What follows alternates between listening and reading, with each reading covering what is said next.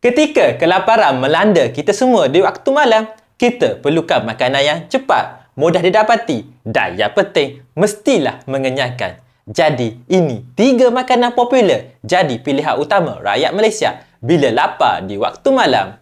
Pertama, mi segera. Mi segera adalah jawapan pantas kepada kelaparan. Hanya memerlukan air panas dan beberapa minit, semangkuk mi segera panas dengan pelbagai perisa sedia dinikmati. Mi segera makanan kecemasan klasik yang wajib ada di dapur-dapur rakyat Malaysia. Kedua, burger. Sama ada dari restoran makanan segera atau gerai tepi jalan, burger menawarkan protein, karbohidrat dan sedikit sayuran yang menyihatkan. Burger cukup mudah didapati di mana-mana bandar, pekan dan juga kampung. Nak burger apa? Burger biasa?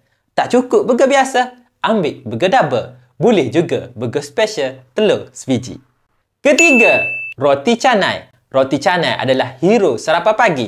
Namun, ia juga sering menjadi pilihan lewat malam. Teksturnya yang garing di luar dan lembut di dalam dicicah bersama kuah dal atau kari yang kaya rasa menjadikan roti canai pilihan makanan segera tempatan yang sangat popular dan sukar ditolak.